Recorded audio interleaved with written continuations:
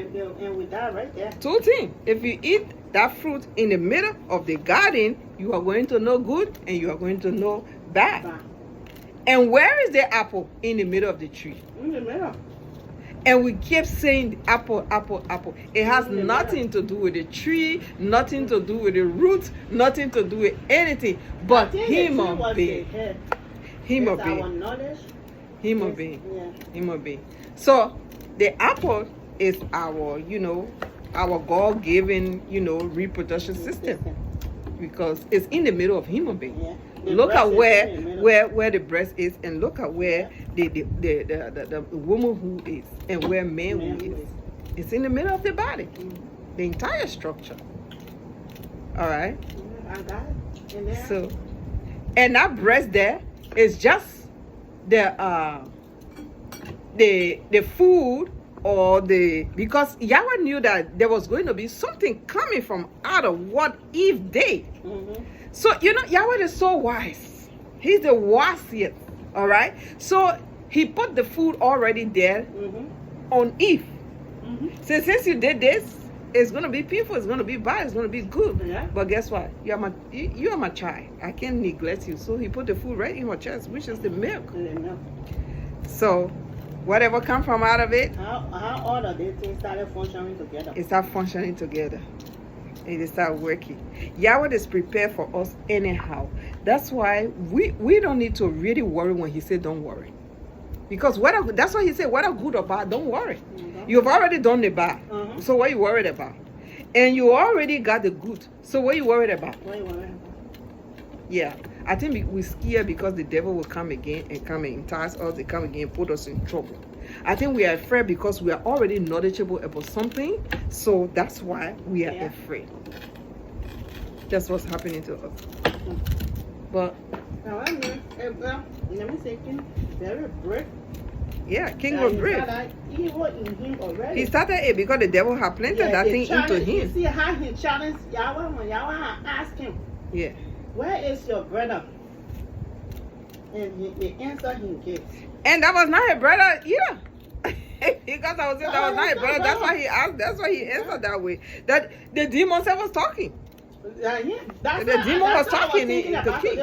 Because I said that particular apple giver was talking to that product of that apple. Yes. That demon was talking into that child. He had taken control of it because that was his seed. Yes. So he dwelt in him. Yes. Yes. That's why he was so brave. He was so challenging. He was so rebellious. Yeah. Anybody who is a witchcraft, they are brave. They are brave. They can stand anything. They can do anything. Anyone that you see overplus brave, nasty brave, evil brave, that person's hand is not free. The hand is not free. And then another one too. I was just asking, I don't know if I was asking myself, if I was just thinking things or just coming to my mind. Yeah, why did Yahweh choose to give the lamb to Abel and then tell King to go on the ground? The blood. So that Abel was the keeper of the cattle, like the sheep, the lamb, and all of those things. And then Abel was the one who was doing mostly the gardening and planting. And you keep saying Abel. Who is Abel now? King. King was the one who dwelt on the soil. He was the one who was tilling the ground. And all of those things. So what I was thinking is that right from the beginning, when Yahweh had cursed Adam and Eve and he chased them out of the garden, he told men that you will till the soil, you will happen for food before you eat. Yeah. So how come King went to that side of the? I was just focusing on King because the ground was cursed. Because King was cursed right from the beginning. Yes, so the ground was cursed. That's why nothing good could come from the ground for him to present to Yahweh. No, when they did that, No, that I don't think that's what it is. Yahweh already knew king. All right, and because the ground was cursed, so nothing could come from that ground to suit Yahweh. That's what I'm saying now. To suit Yahweh, to say, Yes, oh, okay. That was the reason why he sent Cain. That because Cain was the product of that evil, of that sin that took place. Yeah, but that's not what the reason why he refused the offer. The ground was cursed though. But look at our vegetable right now, our vegetation right now. It's still fresh. Okay? But Yahweh knew that was not king at all. It was the real demon himself, the evil himself. So that's why Yahweh refused his offer. That was Yahweh refused his offer. Even though the ground was cursed. But if he has given the best, because Yahweh always give the instruction what you should give to him, how it should be like, what it should be. Let it be blemish and all of that. People give an offering with food doses. Yahweh still receive it.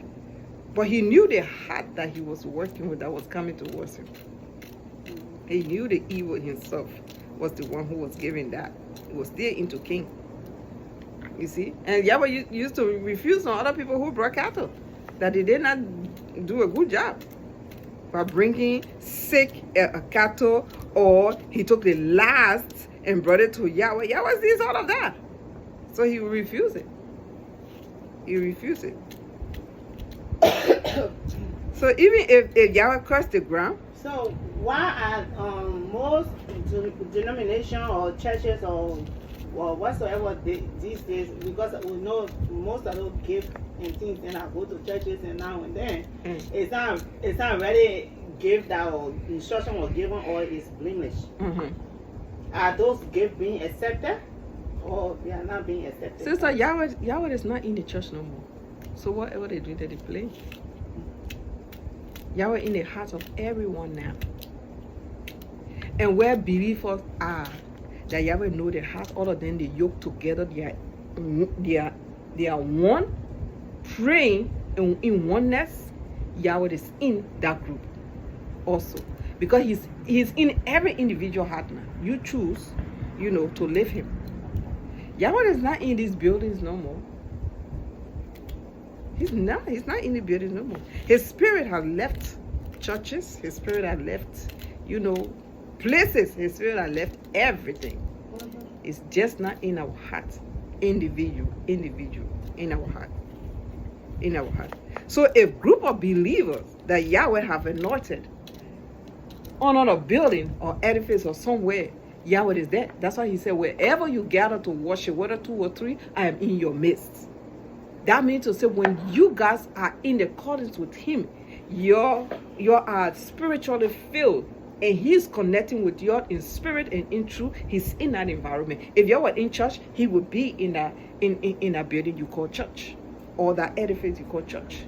But the regular church will go in every day, going to go show clothes and sew butt and dance and stuff like that. I'm begging you, it's the devil that people that worship you.